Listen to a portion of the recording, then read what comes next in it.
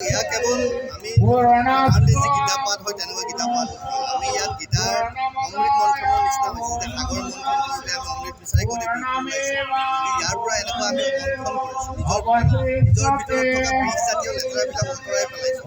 জাতি বৰ্ণ ধৰ্মৰ মাজত আমাৰ যিবিলাক কেছ আছে নিজৰ ভিতৰত সেইবোৰ আঁতৰাই পেলাই অমৃত ৰূপী ভগৱানৰ বাণী আমি ৰাইজৰ মাজত ওলাই দিব খুজিছোঁ। আৰু ইয়াৰ লগে লগে যে যি ধৰণৰ আন্তৰিক প্ৰবৃত্তিবোৰে আমাক দমন কৰিবলৈ চেষ্টা কৰিছে, যিবিলাক বিধৰ্মীয়ে আমাৰ আমাৰ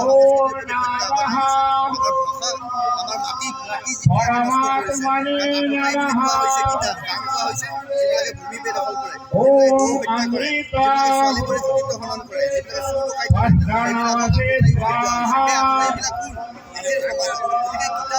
কৰে, আমি ভিতৰত আমাৰ সংকীৰ্ণতাবিলাক উলিয়াই ভিতৰৰ পৰা সঁচা মানুহ হ'ব লাগিব। সঁচা মানুহ মানুহক সন্মান কৰিব। মানুহে যেতিয়া নৰখাদক আতঁৰাই কৰি আচৰণ কৰিব তেতিয়া গীতাই আমাক শিকাইছে। এইধৰণে আমি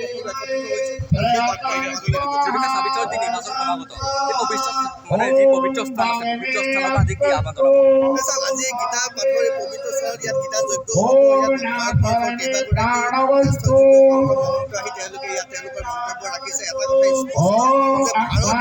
স্পষ্ট যে গুৰুজনাই কৈছে যে এইখন পুণ্যভূমি, সেইকাৰণে কৈছে মনুষ্য বয় ভাৰত পৰীক্ষা। এই ভাৰত ভূমিত যদি তুমি ভাৰতীয়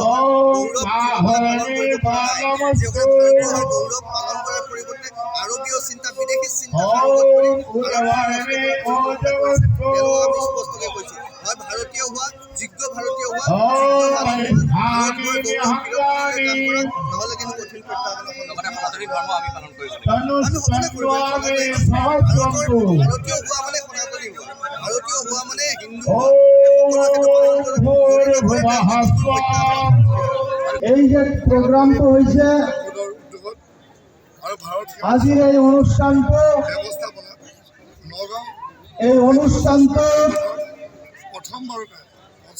সৰ্বপ্ৰথম আমাৰ সাহায্য কৰেছে সুন্দৰ পৰিৱেশ আৰু অলপ পিছতে আমাৰ মাননীয় বিধায়ক স্যাৰ 20,000তকৈ বেছি মানুহ একেলগে আমি গোট খাইছিলোঁ আৰু এই গীতা পাঠ আমি একেলগে শ্ৰীযুক্ত ৰূপক শৰ্মাদেৱ খুব ভাল লাগিল পৰিৱেশটো। তেখেতে আমাক এডভাইজাৰ হিসাবে এডভাইস কৰিছিলে। আমি সেইটো মৰ্মে সেইটো হিচাপত কাম কৰি গৈছিলোঁ। একেলগে আমি গীতা পাঠ কৰি মই তেখেতক গতিকে এই পৰিৱেশটোৰ কাৰণে মই শ্ৰদ্ধা জ্ঞাপন কৰিছোঁ। আজি সনাতন ধৰ্ম লগতে আমাৰ শিলাদিত্যদেৱ মহোদয় তেখেতে আমাৰ এডভাইজাৰ হিচাপত আছিলে। আমি একেলগে পাঠ কৰিছোঁ, তাই আমাৰ এডভাইজাৰ হিচাপত আছিলে। আমাৰ মিডিয়া ভাইসকল, ভাই বন্ধুসকল, সোশ্যাল মিডিয়াৰ ভাই বন্ধুসকল,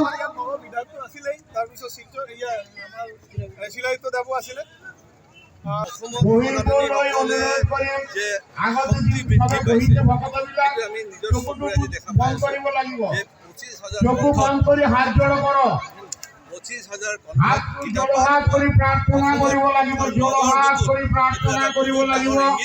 আৰু মই ভাবোঁ আগন্তুক দিনত এই সংখ্যা বাঢ়ি গৈ থাকিব।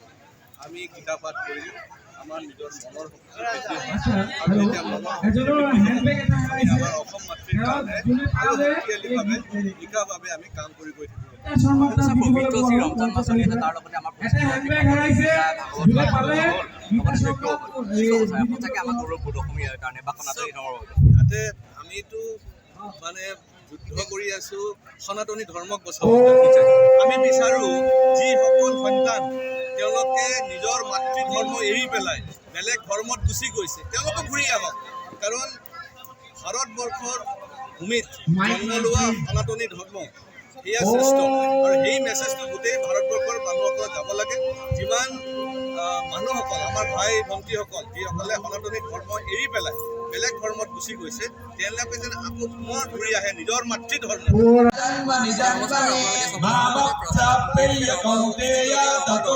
सधमागते मानप्राप्यैव कौन्तेय ततो यान्ति धमागते त्रिविधं नरकस्येदं द्वारं नाशनमात्मनः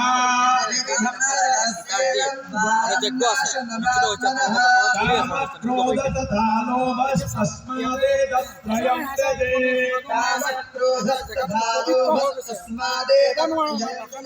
एते विमुक्त कौन्तेय तमुद्वारैस्त्रिभिर्नरः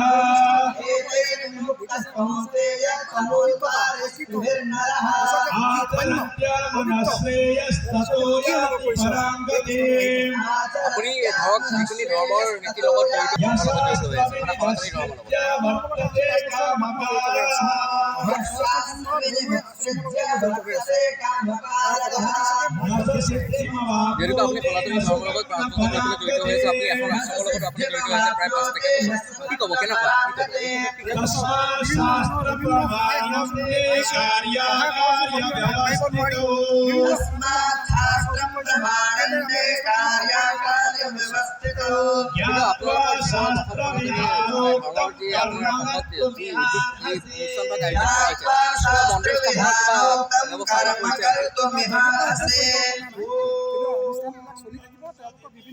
ভৱিষ্যতে কিবা পৰিকল্পনা আছে নেকি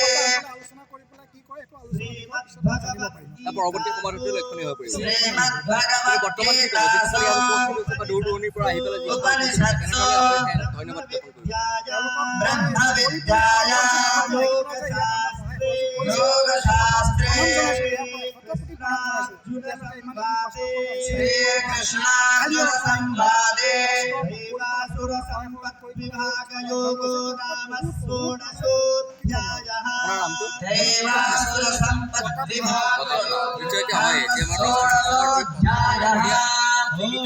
गीताशास्त्रमिदं पुण्यं या पठे प्रयतात्मा विष्णु पदमवाप्नोति भयशोकाविवर्जितः गीताध्ययनशीलस्य प्राणायामपरस्तः कामो विभूतपरम एतावदिति निश्चिताः आशापाशशतैर्बद्धा कामक्रोधपरायणाः आशापाशशतैर्बद्धा कामक्रोधपरायणाः ईहन्ते कामभोगात्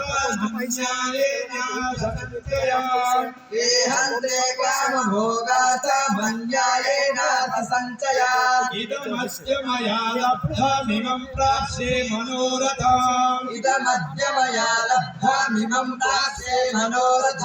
इदमस्ति तदपि भविष्यति जनार्दन কিতাপৰ পাঠ কৰা হৈছে কিমান গৰাকী ধৰক দৰ্শনাৰ্থী বা মানে কিতাপৰ असो मया हृतशत्रो हनिष्येत परानपि ईश्वरो मां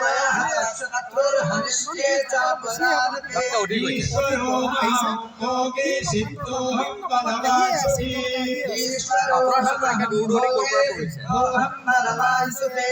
आद्यो भीजनवासी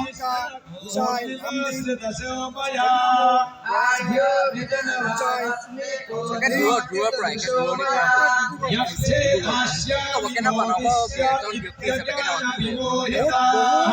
यक्षे काश्यामि मोदिष्य विमोहिता अनेक चित्तविभ्राता मोहजालसमावृताः अनेक चित्तविभ्राता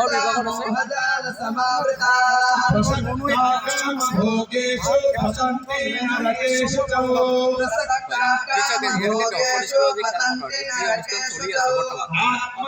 आत्मसम्भावितास्तब्धा धनमानमदान्विताः आत्मसम्भावितास्तब्धा धनमानमदान्विताः यजन्ते नाम यज्ञैस्ते दम्भेन विधिपूर्वकम्